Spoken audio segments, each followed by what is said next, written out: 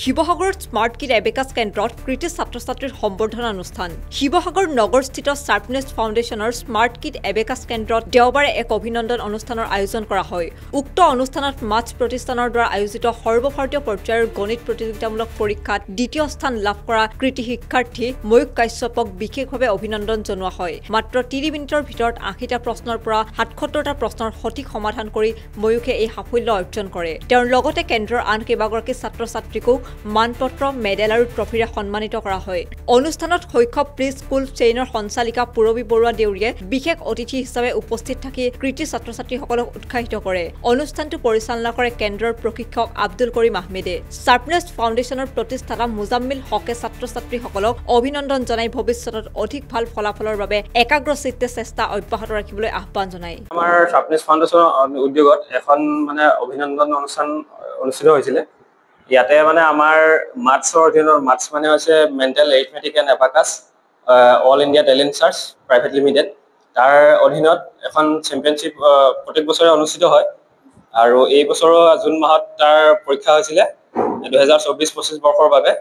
আৰু তাতে আমাৰ চেণ্টাৰৰ শিৱসাগৰ চেণ্টাৰ স্মাৰ্ট কিড এবাকাছৰ শিৱসাগৰ চেণ্টাৰৰ 5জন ছাত্ৰ-ছাত্ৰী আৰু আমাৰ ৰঘুগুৰি চেণ্টাৰৰ এজন ছাত্ৰ ইয়াত অংশগ্ৰহণ কৰিছিলে অনলাইনৰ যোগেদি। আৰু ইয়াত আমাৰ যিকেইজন ছাত্ৰ-ছাত্ৰী আছিলে তেওঁলোকৰ প্ৰত্যেকৰে ভাল ৰিজাল্ট হৈছিলে। আৰু ইয়াৰ মাজত ময়ূক কাশ্যপ যি আটাইতকৈ টান কেটেগৰীটো ই কেটেগৰীত তেখেতে গোটেই ভাৰতৰ ভিতৰতে দ্বিতীয় স্থান পাবলৈ সক্ষম হৈছে।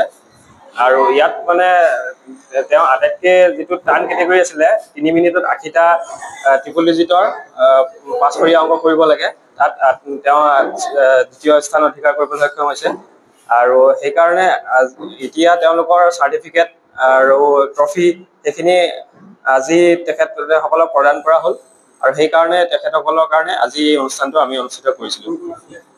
ইয়াতে আমাৰ শৈশৱী নেক্সট জেনেৰেশ্যনৰ প্ৰতিষ্ঠাতা আমাৰ শ্ৰদ্ধাৰ পুৰবী বৰুৱা দেউৰী বাইদেউ আছিলে আৰু আমাৰ বিশিষ্ট সংবাদদাতাসকল আছিলে। আৰু আমাৰ বৰমা আছিলে সোণালী মাধুৰী বৰদলৈ আছিলে। তেখেত এখন চৰকাৰী বিদ্যালয়ৰ অধ্যক্ষা হিচাপে অৱসৰ গ্ৰহণ কৰিছিলে। তেখেত আজি উপস্থিত আছিলে আৰু আমাৰ সংবাদদাতা মুদাছিৰ ৰমিজ আৰু প্ৰকৃত গগৈ কৰি আছিলে। ইয়াত ছাত্ৰ-ছাত্ৰীসকলৰ মানসিক আৰু বৌদ্ধিক বিকাশ দুইটা ক্ষেত্ৰতে উন্নয়ন সাধন হয়। যে এবাকাছ মানুহৰ মাজত এটা ভুল ধাৰণা থাকে যে এবাকাছ শিকিলে অংকৰ ক্ষেত্ৰত সহায় হ'ব। এইটো অকল অংকৰ ক্ষেত্ৰতে সীমাবদ্ধ নহয়।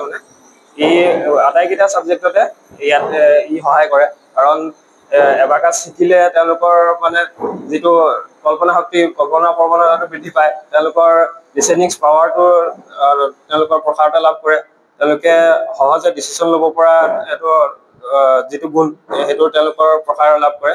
গতিকে এই আটাইবোৰ গুণ যেতিয়া তেওঁলোকৰ প্ৰসাৰতা লাভ কৰে তো ই অকল অংকতে নহয় বাকী আটাইকেইটা বিষয়তে তেওঁলোকক সহায় কৰিব বুলি আমি ক'ব পাৰোঁ। গতিকে এইখিনিয়ে এবাকাছৰ এটা লাভ হয়। শিৱসাগৰৰ পৰা Farid Ali, news desk report.